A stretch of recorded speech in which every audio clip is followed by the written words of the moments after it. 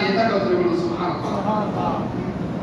যখন আল্লাহু আকবার বলে আপনি নিয়ত করবেন তখন আল্লাহ রাব্বুল আলামিনের ওই ফেরেশতা কাজ হলো কি আপনার অতীতের সব গুনাহগুলো নিয়ে আপনার পাশে দাঁড়িয়ে থাকবেন।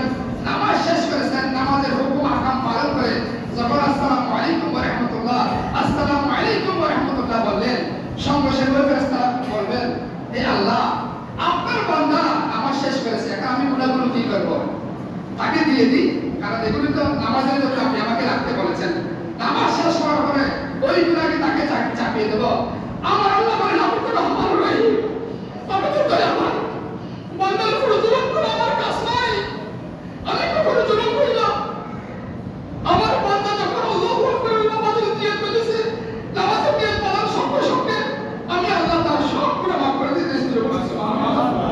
আমার গুনাহগুলি ফেরেশতা নিয়ে এমন এক জায়গায় ফেলে দিবে যেখান থেকে ওই গুনাহগুলো আপনার কাছে আর আসবে না। সুবহানাল্লাহ। আপনাদের কাছে অনুরোধ, নামাজ ছাড়া ভাই কোনো উপায় নাই। অপরাধ হাদিস আমার রাসূল সাল্লাল্লাহু আলাইহি ওয়াসাল্লাম বলেছেন, কোন ব্যক্তি যদি এক ওয়াক্ত নামাজ ছেড়ে দেয়, এক ওয়াক্ত নামাজ ইচ্ছাকৃতভাবে পড়ে নাই, তাহলে সে কুফরের নিকটবর্তী হয়ে গেল। নাউযুবিল্লাহ। সে কাফেরের নিকটবর্তী হয়ে গেল। এবং অপরাধ হাদিসে আছে, যে ব্যক্তি ইচ্ছে করে এক ওয়াক্ত নামাজ ছেড়ে দিল, ফরজ নামাজ আদায় করবে না, সে আল্লাহ এবং আল্লাহ রাসূলের জিম্মা থেকে চলে গেল। নাউযুবিল্লাহ। তাহলে আমরা বান্দা হয়ে আল্লাহ এবং আল্লাহ রাসূলের জিম্মা থেকে যদি চলে যাই, তাহলে আমাদের জাহান্নাম ছাড়া আর কোনো উপায় আছে? কোনো উপায় নাই।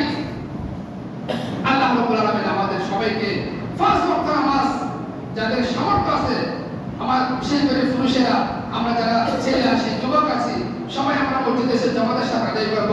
আর যাদের শরীরে আছে তারা ঘরে পড়বেন এবং মহিলারা আযান দেওয়ার সঙ্গে সঙ্গে আপনারাও মসজিদে আযান শুনে সেই নামাজে বসে যাবেন। আপনার ছেলে যদি প্রাপ্তবয়স্ক হয়, যার উপর নামাজ ফরজ হয়েছে, আপনার স্বামীকে আপনি বুঝিয়ে বলবেন, ও আমার প্রাণের স্বামী আযান দিয়েছে, আপনি মসজিদে চলে যান। আপনি যদি একটু অ্যালার্ট হন, মা যদি অ্যালার্ট হয়, তাহলে সন্তান অবশ্যই মসজিদে আসবে, আপনার স্বামী অবশ্যই মসজিদে আসবে। আপনি যদি আপনার স্বামীকে মসজিদে পাঠাতে পারেন, তাহলে এই নামাজের সওয়াব আপনার কাছেও পৌঁছে যাবে। সুবহানাল্লাহ। আপনি স্ত্রী হয়ে যদি আপনার স্বামীকে মসজিদে পাঠান, একটি ভালো কাজ করার জন্য যদি আপনি তাকে উৎসাহ দেন, তাহলে কিয়ামত পর্যন্ত এর সওয়াব আপনার কবরে পৌঁছে থাকবে। সুবহানাল্লাহ। স্ত্রীদেরও দায়িত্ব আছে, আমাদের মা-বোনেরও দায়িত্ব আছে। আল্লাহ রাব্বুল আলামিন আমাদের মা-বোনদেরও সবাই নামাজ আদায় করে তাদের সন্তানকে, যাদের উপর নামাজ ফরজ হয়েছে, এবং তাদের স্বামীকে যেন নামাজের জন্য তারা তাগিদ দিয়ে মসজিদে পাঠায়। আল্লাহ রাব্বুল আলামিন আমাদের মা-বোনদেরকে সেই তৌফিক দান করুন। সবাই বলুন আমিন। একটু দরুদ শরীফ পড়ুন। সালাত দুনিয়া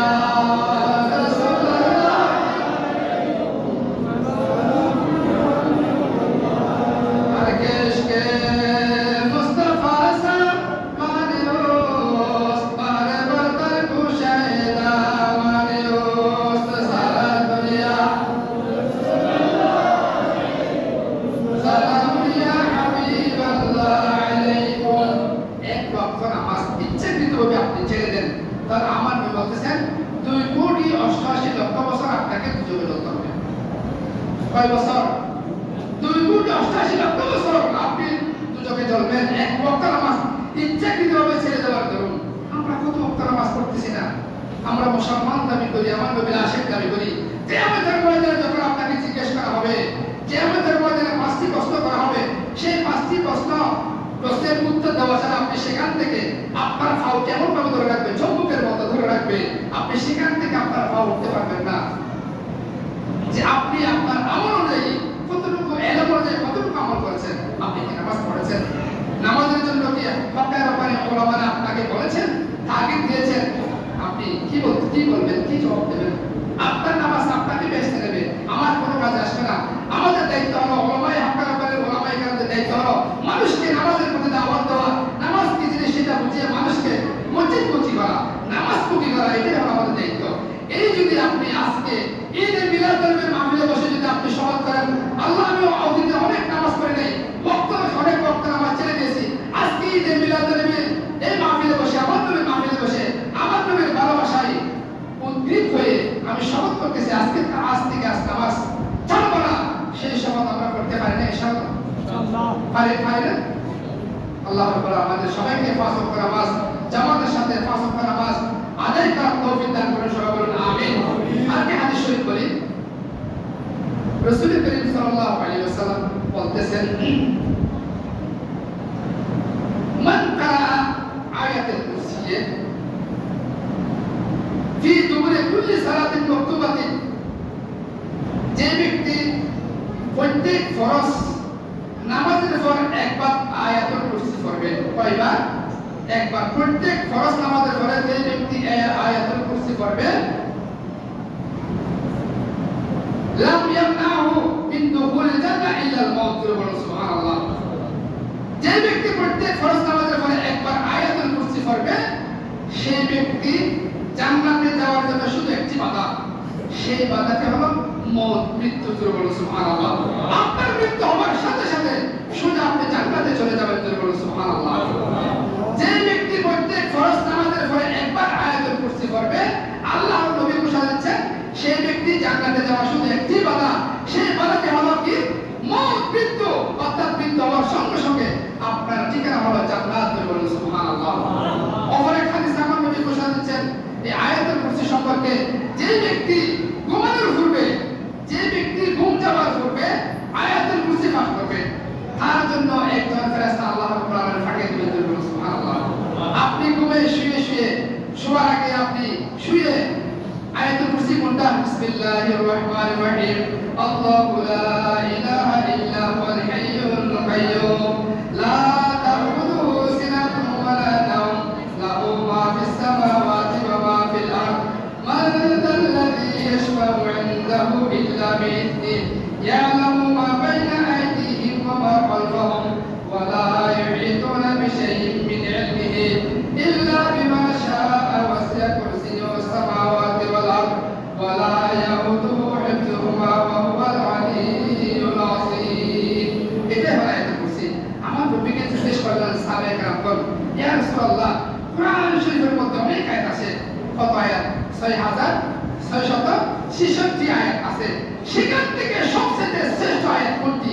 আমার নবী এর উত্তরে বলেন আয়াতুল কুরসি, সুবহানাল্লাহ। কোরআন শরীফের মধ্যে যে 6666টি আয়াত রয়েছে, এর মধ্যে সর্বশ্রেষ্ঠ মর্যাদাবান আয়াত হলো আয়াতুল কুরসি, সুবহানাল্লাহ। আমার নবী বলতেছেন যে ব্যক্তি ঘুমানোর পূর্বে একবার আয়াতুল কুরসি পড়বে, তার জন্য আল্লাহর পক্ষ থেকে একটি ফেরেশতা আল্লাহ পৌঁছে দিবেন যে সে ঘুম থেকে ওঠা পর্যন্ত তার রক্ষণাবেক্ষণের দায়িত্ব ওই ফেরেশতাকে দিয়ে দিয়েছেন, সুবহানাল্লাহ। আপনি আয়াতুল কুরসি পড়ে ঘুম গিয়েছেন, নিদ্রা গিয়েছেন, সঙ্গে সঙ্গে আপনার রক্ষণাবেক্ষণের দায়িত্ব ঘুমের মধ্যে যদি থাকে, আপনার কোনো জিন্নাতে আপনাকে জিনের কোনো আক্রমণ করতে না পারে, যতই চুরি ডাকাতি হোক আপনার ঘরে চুরি ডাকাতি আসতে পারবে না, সন্ত্রাসী ঢুকতে পারবে না। কেন?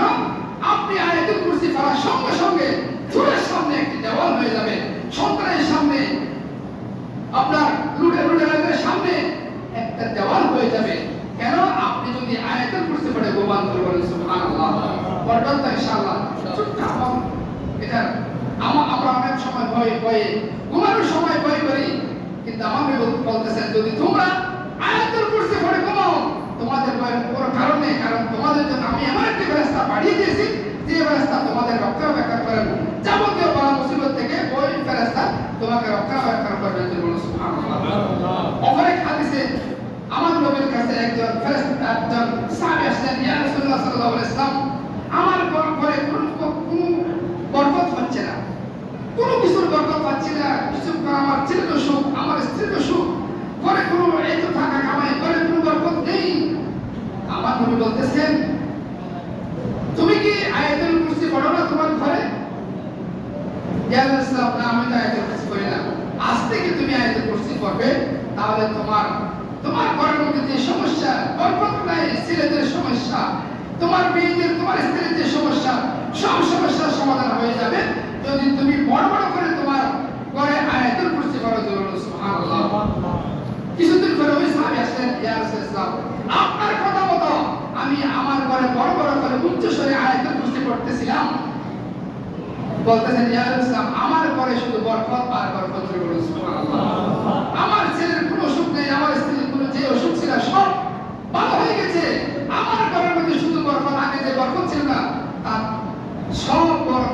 বরকতি দূর হয়ে আমার ঘরের মধ্যে এখন শুধু বরকত আর বরকত। কিসের উসিলায়? ওই আয়াতের উসিলায়। সুবহানাল্লাহ।